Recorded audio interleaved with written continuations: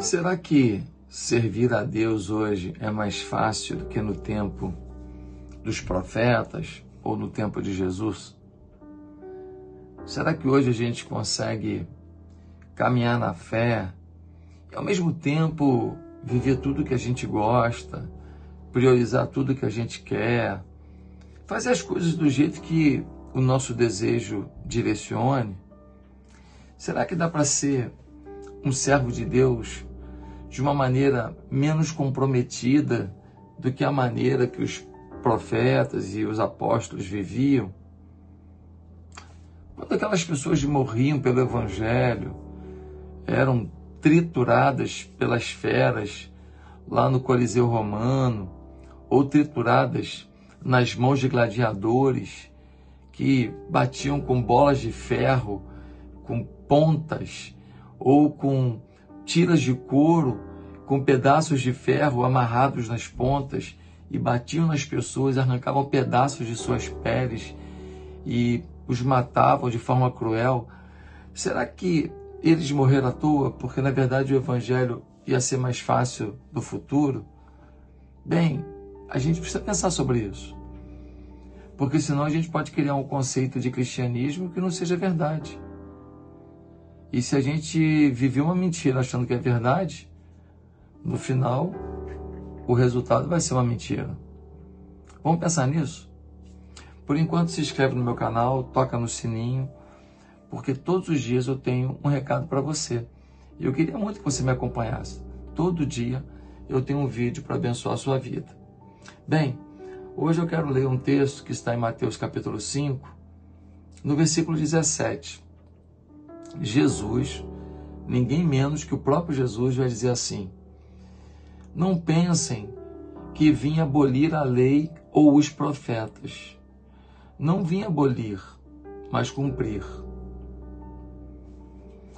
Jesus está num momento em que muita gente questiona qual é o rumo do Evangelho, o que é certo, o que é errado, o que era simplesmente para o tempo dos profetas, o que era para o tempo da lei de Moisés, e o que continua sendo válido naquele momento quando Jesus vem à Terra. E ele diz: olha, se alguém está achando que eu vim para descumprir o que a lei de Moisés e a orientação dos profetas dizia, se alguém acha que eu vim para descumprir isso, está muito enganado. Eu vim para cumprir. Eu vim para me enquadrar naquilo. Porque a revelação de Deus, ela já estava lá com Moisés, ela já estava lá com os profetas, e ela chegou até nós. Então, nada daquilo foi passado, não.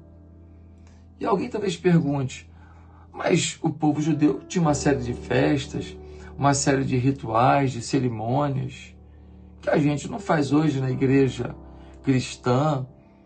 Deveríamos fazer? Olha só, precisamos separar o que é lei de Deus, o que é princípio de Deus, o que é direcionamento de Deus, do que é questão do povo de Israel. Tem coisas que Deus estabeleceu para o povo de Israel, e tem coisas que Deus estabeleceu para toda a humanidade. Tem promessa que é específica para o povo de Israel, e tem promessa que é para todos aqueles que creem no Senhor.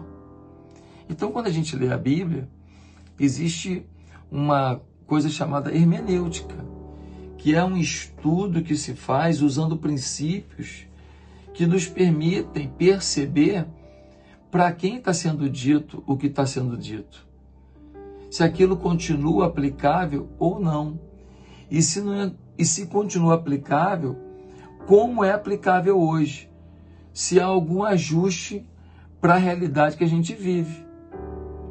Mas o que muita gente precisa entender, que algumas coisas são para o povo de Israel, outras coisas são para todas as pessoas. Mas os princípios que a palavra de Deus estabeleceu, estes todos são para todas as pessoas. Os princípios morais, os princípios de sexualidade, os princípios de família, de casamento, os princípios de autoridade, os princípios de fé, os princípios de dependência de Deus, os princípios de obediência às autoridades, os princípios de respeito ao próximo, os princípios para a criação de filhos, os princípios para cuidar da esposa. Esses princípios, eles permanecem. Quando a Bíblia fala que dentro do casamento é que você vai ter uma sexualidade aprovada por Deus, é o que a Bíblia diz. Não tem brecha, não tem outra chance. Não tem essa de, agora está tudo erotizado, agora está tudo muito sensual, agora não dá para viver daquele jeito. Agora todo mundo transa com quem quiser, todo mundo faz sexo com quem quiser. Basta respeitar a pessoa, basta não prejudicar a pessoa. Essas regras novas, crie quem quiser. Não é regra de Deus. Você pode ver que as pessoas mais felizes do casamento, elas procuraram viver a lei de Deus. Mas eu conheço uma pessoa que não viveu a lei de Deus e ele é super fiel à mulher dele, a mulher é super fiel a ele. Eles têm princípios neles muito arraigados de pureza, de comprometimento, de fidelidade. Bacana, parabéns. Mas sem que eles saibam, eles estão vivendo princípios da palavra de Deus. Não viveram por desconhecimento durante o período, mas quando se tornaram família, passaram a viver porque isso era muito forte dentro deles, talvez até por uma orientação familiar. O que a Bíblia fala sobre vícios, o que a Bíblia fala sobre trabalho, o que a Bíblia fala sobre educação, o que a Bíblia fala sobre cultura, né? Porque a gente vive numa cultura, mas nem tudo é cultura. Tem coisa que é pecado, tem coisa que é abominação. A gente não pode chamar de cultura que não é. Uma coisa que invoca demônios é cultura? Não é uma invocação de demônios. Uma coisa que prejudica o caráter de uma criança, que erotiza uma criança, que estraga a fase da criança de infantilidade, de brincadeira, de estudo, de dependência do papai e da mamãe para uma coisa ou outra, e aos poucos conseguindo ter a sua própria visão de mundo, a sua própria liberdade desenvolvida, esse processo natural, sem interferência da erotização. Gente, isso aí é a lei de Deus. Isso aí, se não cumprir, vai dar errado. Vai ser terrível. E é por isso que nós estamos com um monte de adolescentes com a cabeça completamente destruída. Um monte de adolescente vivendo uma sexualidade terrível. Não tem jeito. Você precisa entender que o próprio Jesus veio para cumprir a lei e os profetas. Isso não mudou. Uma nova regra não chegou.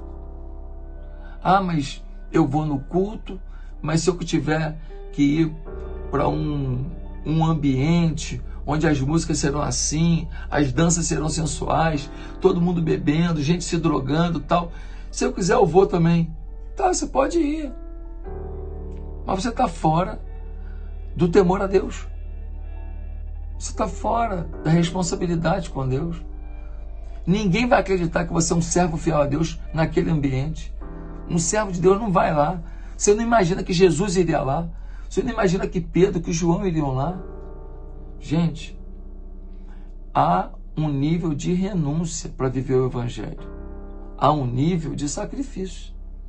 Se não há sacrifício nem renúncia, Evangelho também não tem. Pense nisso, reveja a sua vida à luz da palavra de Deus. Mas só vai saber o que é certo e errado, só vai saber o que é melhor e o que é pior quem lê, quem estuda, quem medita na palavra de Deus. Pense nisso e que Deus te abençoe. Até amanhã.